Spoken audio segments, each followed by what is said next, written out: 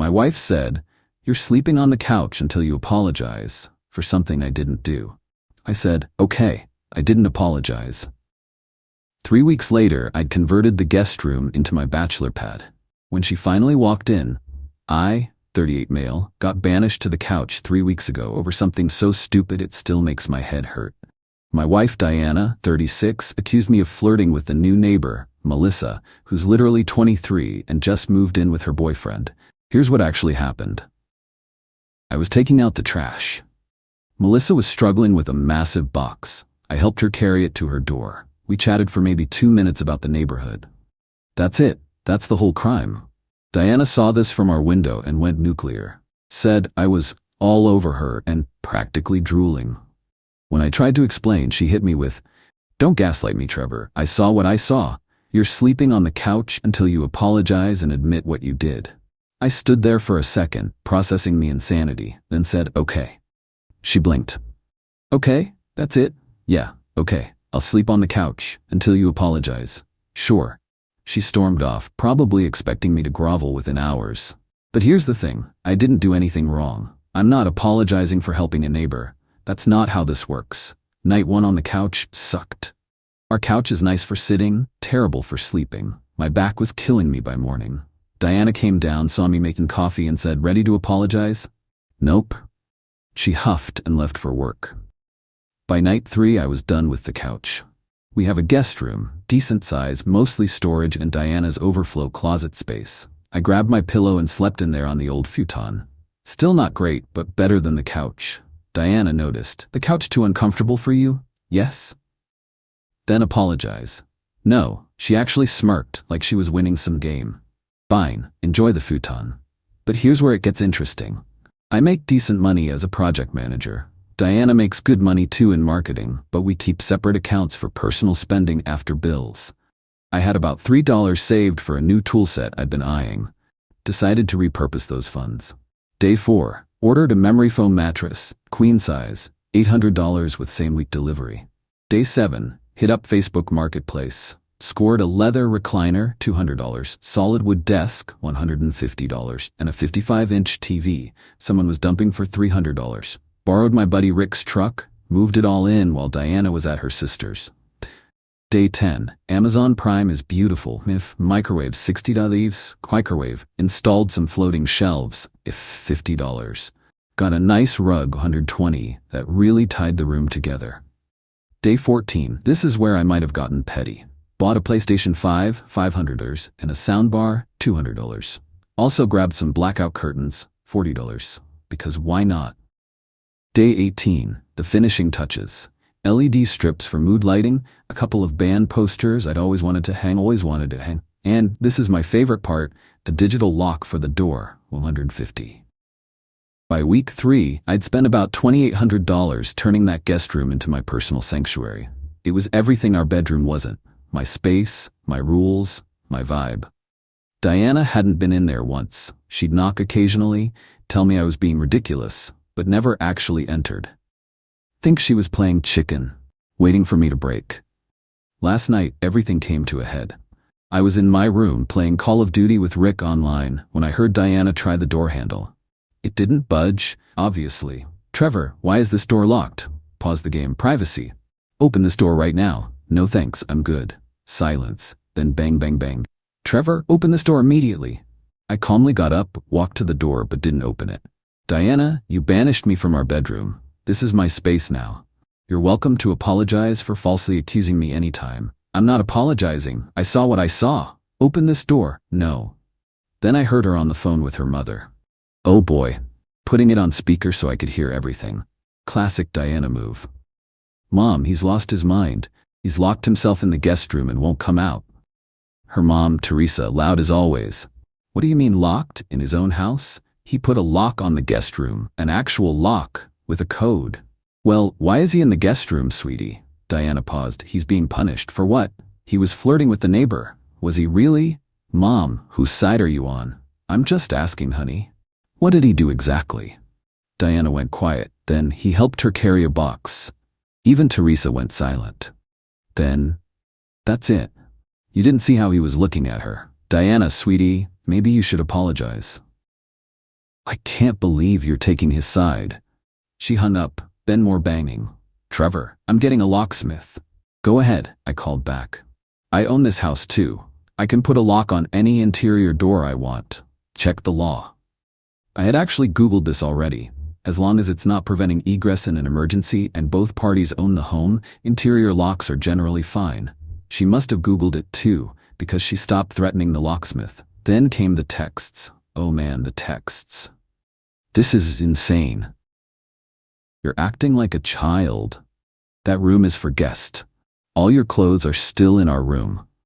I bought new clothes. They're in my closet now. Your closet? It's a guest room. Not anymore. You can't just claim a room. You claimed the whole bedroom. I'm just working with what I've got. That's different. You were being punished for something I didn't do, so I made alternative arrangements. This is stupid. Come back to our room. Did you just invite me back? Only if you apologize. Then no thanks. I'm good here. This morning, while I was at work, she finally went in. I have a camera in there, legally placed. It's my room now. Watched her jaw literally drop when she saw the transformation. She stood in the doorway for like 5 minutes, just staring. Touched the TV, the mini fridge, sat in the recliner. Then she noticed the PlayStation, and I swear she looked like she was going to cry. When I got home, she was sitting at the kitchen table. No anger this time, just defeat. You really set up a whole apartment in there. It's just a room, with a fridge and a microwave and a PlayStation. Yeah, how much did all that cost? My personal savings, not marital funds. She was quiet for a long time. Then you're really not going to apologize? I'm really not going to apologize for something I didn't do. So what, you're just gonna live in there forever? Until you apologize for falsely accusing me and banishing me from my own bedroom? Yeah, pretty much. This is ridiculous. It was ridiculous 3 weeks ago when you started it. Now it's just my new normal. She got up and left. Haven't seen her since. It's 10 p.m. now, and she's in our old bedroom. I'm in my room, writing this and eating takeout. Got my game loaded up, cold beer from my fridge, and honestly, I'm good, like, really good. Is this petty? Absolutely. But I'm a grown man who got kicked out of his bedroom for helping a neighbor move a box. If she wants to die on this hill, I'll build a whole damn house on mine. Update 1. Well, the situation has escalated in ways I didn't see coming. Diana's entitlement has reached new heights, and I've had to match it every step of the way. First, she tried to weaponize household chores. Stop doing my laundry. Joke's on her. I bought my own compact washer-dryer combo for $400 off Craigslist. Yes, it fits in my room. Then she stopped cooking my portions for dinner. Cool. I've got my microwave and mini fridge. Started meal prepping on Sundays. Even bought an air fryer, $80, that sits on my desk. But here's where it got interesting. She called a house meeting with her best friend Vanessa as a mediator. They sat me down in the living room like this was some kind of intervention. Nessa, Trevor, don't you think this has gone too far? I'm just respecting Diana's decision. She wanted me out of the bedroom. But you've turned the guest room into a man cave. And? It's supposed to be for guests. What guests? Your mom who stays in hotels because she doesn't like our guest bathroom? Your brother who hasn't visited in 2 years? That's not the point. Actually, it's exactly the point. The room was unused storage. Now it's being used. You're being spiteful. I'm being comfortable. You made a decision. I adapted. Then Diana pulled out what she thought was her ace card. Fine. Then I'm taking the master bathroom. Completely. You can use the hall bathroom. Okay. She blinked. Vanessa looked shocked. Okay, that's it? Yeah. You want to escalate? Cool. The hall bathroom is fine. What she didn't know is that I'd already been thinking about this possibility. See, the hall bathroom is right next to my room. The master is attached to our old bedroom, but you have to walk through the bedroom to get to it. That night, I moved all my stuff to the hall bathroom. But I didn't stop there. Installed a rainfall shower head, $60. Got one of those fancy Japanese toilet seats with the bidet function, $200, game changer, BDU. Bought premium towels, a humidifier, plants, the works. That bathroom went from basic to spa level in 48 hours. Meanwhile, Diana started realizing that claiming the master bathroom meant she was the only one cleaning it.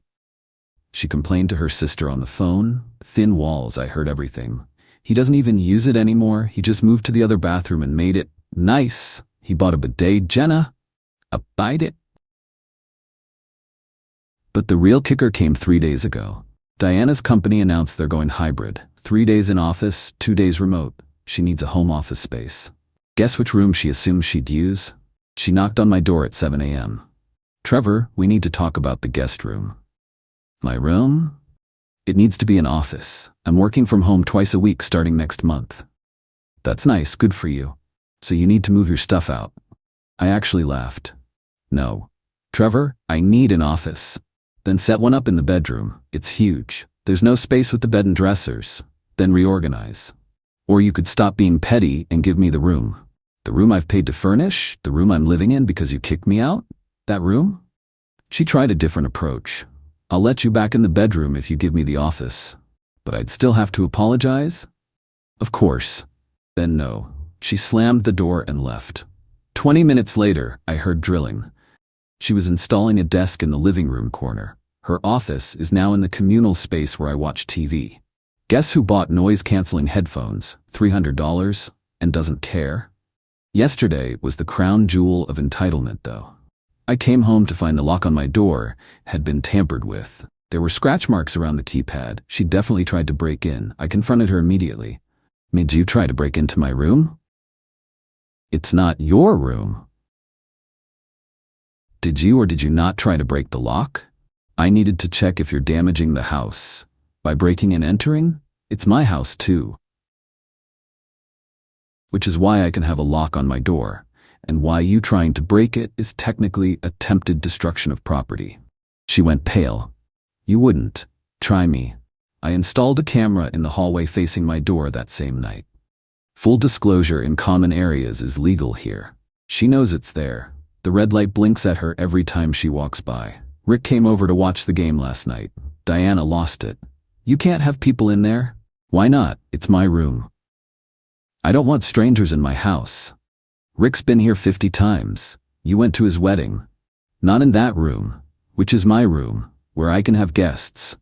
She actually called the police. I'm not kidding. Said I was refusing to leave a room in her house. The cop who showed up looked so tired. Took one look at the situation. Me calmly explaining I live here, pay half the mortgage, and am in my room. Diana screaming about guest rooms and apologies. Cop, ma'am, does he live here? Yes, but is he threatening you? No, but is he breaking any laws? He put a lock on an interior door of a house he owns. Diana went silent. Cop to me, you two should probably get counseling. After he left, Diana sent me a Venmo request for $1,400. The explanation was, half of your room furnishings since it's marital property. I declined it and sent her one for $1,900 for half of bedroom furnishings I'm not allowed to use. She declined that and sent another for $500 for emotional distress. I sent her one for $1 for the box I helped Melissa carry. It's been radio silence since then. Update 2. The war of attrition continued, but Diana made a fatal error in judgment that changed everything. After the police visit, she went full scorched earth. Changed the Wi-Fi password. Joke's on her. I got my own internet installed directly to my room. The technician thought it was weird, but $90 per month for peace of mind? Worth it. Then she started inviting her friends over constantly. Wine nights, book clubs, jewelry parties, all deliberately loud, all right outside my door.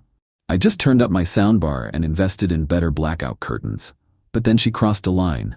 Last Tuesday, I came home to find my room door wide open. The lock had been completely removed.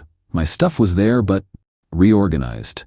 My PlayStation was unplugged and moved. My mini fridge was turned off, food starting to spoil. My bed was stripped, sheets in a pile, and there was a note, maintenance inspection required, management. Except we don't have management. We own the house. I called her immediately. What the hell, Diana? The room needed inspection for damages. You broke into my room and touched my stuff. It's not breaking in if I own the house. You removed my lock. That's destruction of property. Prove it. That's when I snapped. But not how she expected. See, Diana forgot about something important. She's not the only one who can play the documentation game. I'd been keeping receipts, every text where she admitted to kicking me out, every attempt to get into my room, the police report from her false call, the tampered lock with photos. And now, this. I didn't yell. I didn't argue, I just said okay. Then I called my lawyer. Yes, I got a lawyer. Not for divorce, not yet, but for a legal separation and formal establishment of household boundaries. The paperwork she got served with 3 days later was beautiful, requesting exclusive use of the guest room, my room, damages for destroyed property, the lock, and a formal division of household spaces. She came crying, actually crying. You got a lawyer? You broke into my room and destroyed my property. It's a lock, Trevor, that you destroyed. After kicking me out of our bedroom for helping someone carry a box, you're gonna destroy our marriage over this? Me? I'm just sleeping in a guest room. You're the one who's been escalating for 6 weeks. Then came the sob story. I'm stressed. Work is horrible. My mom's on my case and you just abandoned me. You literally kicked me out. I wanted you to fight for us. By apologizing for something I didn't do, by showing you cared. I showed I cared by respecting myself enough not to be gaslit. She retained her own lawyer, who, according to my lawyer, basically laughed at her case. Kicking your spouse out of the bedroom, then claiming abandonment when they sleep elsewhere. Destroying their property, then claiming ownership. Good luck with that. But here's where Diana really shot herself in the foot. She decided to win by making me want to come back. Started walking around in lingerie. Cooking elaborate meals that she'd eat in front of me, bringing home desserts from my favorite bakery. I just kept living my life.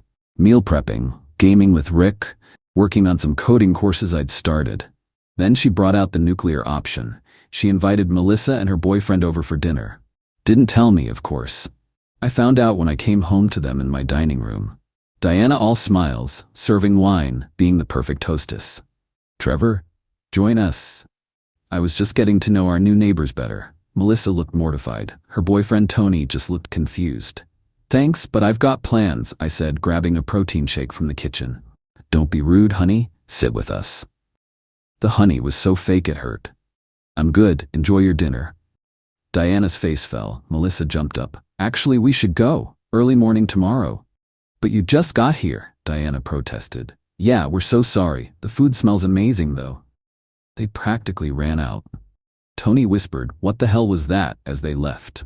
Diana lost it. You embarrassed me. You embarrassed yourself. You invited the woman you accused me of flirting with to make some kind of point. I was being nice. You were being manipulative. I'm trying to save our marriage. By refusing to admit you were wrong? I wasn't wrong.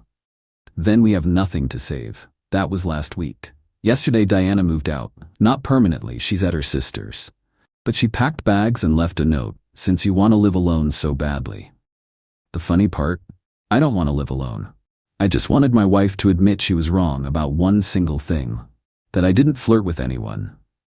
That helping someone carry a box isn't a crime. That kicking me out was an overreaction. Instead, she chose to blow up our entire life.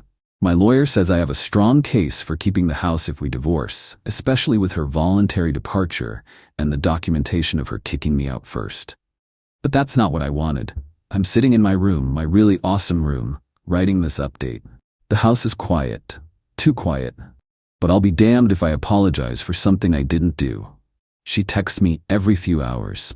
Ranges from, "I miss you," to "You're ruining everything," to "Just say sorry and we can forget this." 6 weeks ago, I helped a neighbor carry a box. That's it. That's the crime that apparently ended my marriage. Final update. It's over. Not the marriage, that's definitely over. But this whole insane saga finally has an ending.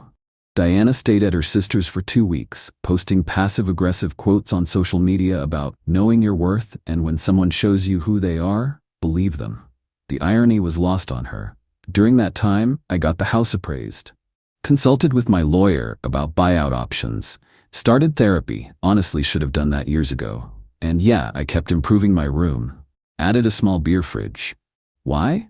Because I could. Then Diana made her move. She came back with her brother Kyle and a U-Haul. No warning. I was working from home. My company's been flexible about it when I heard them outside. She walked in like she owned the place, which technically she half did. I'm taking my things, okay? And the bedroom furniture. It's half mine. Then I'm taking the bed and the dresser. You can have the nightstands. Cool. She was trying to get a rise out of me. When that didn't work, Kyle stepped in. You really messed up, man. You know that? How's that, Kyle? You humiliated my sister, made her feel unwanted in her own home. She kicked me out of our bedroom for helping someone carry a box. That's not what she told me. I'm sure it's not, Diana interrupted. I want the TV from the living room too. That's mine. Bought it before we got married. I don't care. The receipt I have says otherwise. She turned red. Fine, the kitchen appliances then. We bought those together. You can have half. How do I take half a microwave, Trevor? That's your problem to solve. Just like me sleeping on the couch was mine. Kyle tried to grab the coffee maker. I stood in front of it. That's from my room, bought it 6 weeks ago. Prove it. I pulled up the Amazon order on my phone. Diana grabbed the Keurig from the counter instead. This one then. Go for it. They spent 3 hours going through the house, taking things, leaving things, arguing over everything. Diana tried to take my gaming chair from my room. This was in the guest room originally. Yeah, and you kicked me into the guest room. It's mine now. A judge won't see it that way. Then let a judge decide. She backed down. The real explosion came when she found out I'd been documenting everything. Kyle was loading boxes when Diana came storming down from the attic. You changed the locks on the attic storage? No, I put a padlock on my section. Yours is still open. How did you even divide it? Tape line down the middle. Your Christmas decorations and old clothes are on the left. She went up to check, came back furious. You took more space. I took exactly half, measured it. This is pathetic, Trevor. We're adults. Adults who got kicked out of their bedrooms don't usually measure storage spaces, but here we are. Kyle jumped in again. You're being a petty little. Kyle, choose your next words carefully. You're in my house. It's Diana's house too, for now. That stopped them both. Diana, what do you mean for now? I mean we're getting divorced. The house will be sold or bought out. This ends. You're divorcing me? Over this? Over you kicking me out, falsely accusing me, refusing to apologize, breaking into my room, destroying my property, calling the police on me, and now taking half our stuff? Yeah. I don't want a divorce. Then you should have thought about that before you made helping a neighbor a capital crime. She actually sat down on the floor, right there in the hallway. This isn't how it was supposed to go. How was it supposed to go, Diana? You were supposed to apologize, sleep on the couch for a few nights, feel bad, then come back and appreciate me more. Appreciate you for falsely accusing me, for fighting for our marriage. That's not fighting for marriage, that's playing games. Kyle helped her up. Come on, Dee. Let's go. I'm not leaving. This is my house. You left already. You're at Jenna's, remember?